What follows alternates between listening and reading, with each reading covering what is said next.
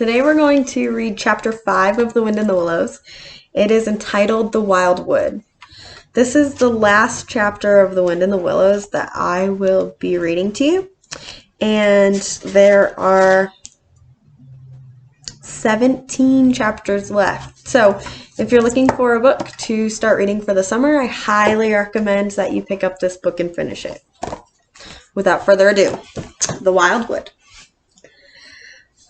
The mole had long wanted to meet the badger, but whenever he mentioned his wish to the water rat, he always found himself put off.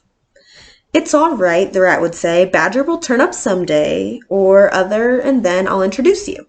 The best of fellows, but you must not take him only as you find him, but when you find him."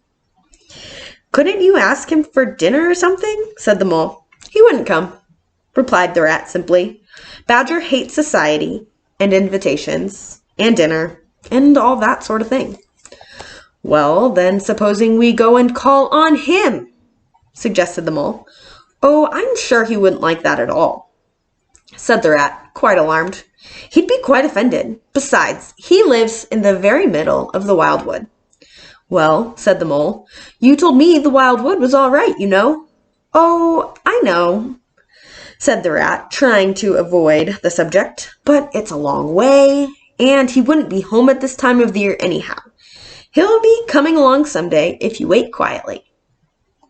The mole had to be content with this, and it was not till summer was long over, and the cold and frost kept them indoors, and the swollen river raced past outside their windows, that he found his thoughts once again drifting toward the old badger.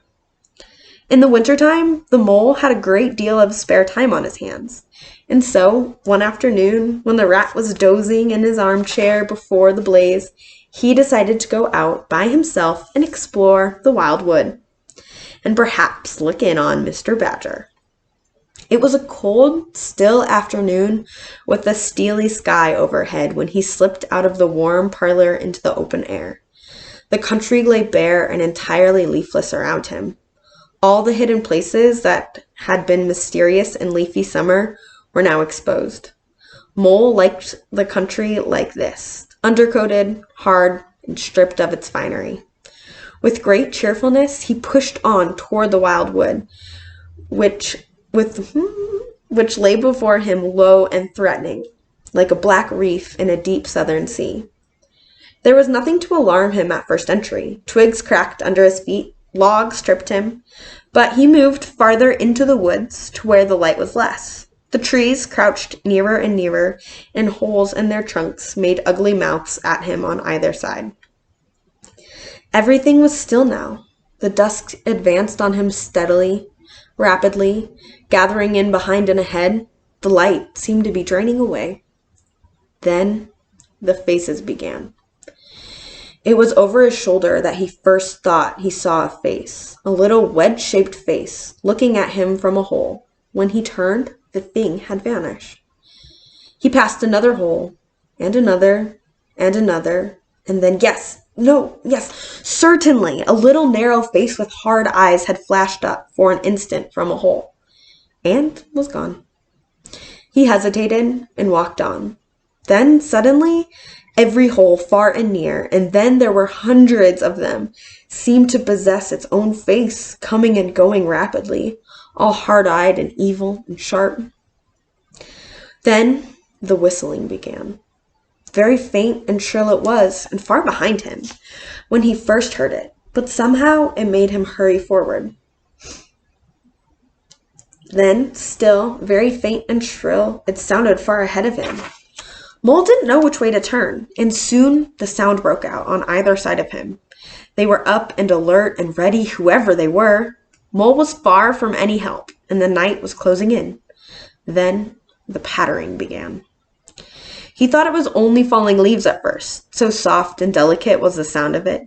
Then, as it grew, he knew that it was a pat, pat, pat of little feet.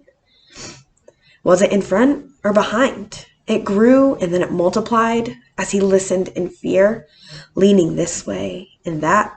It seemed to be closing in on him. The whole wood seemed to be running now, running hard, hunting, chasing, closing in, something or Somebody, in panic, the mole began to run too. He ran up against things and fell over things and into things. It was quite dark now. At least he took refuge in the deep hollow of an old beech tree. As he lay there panting and trembling, he listened to the whistlings and patterings outside. He now knew the terror of the wildwood.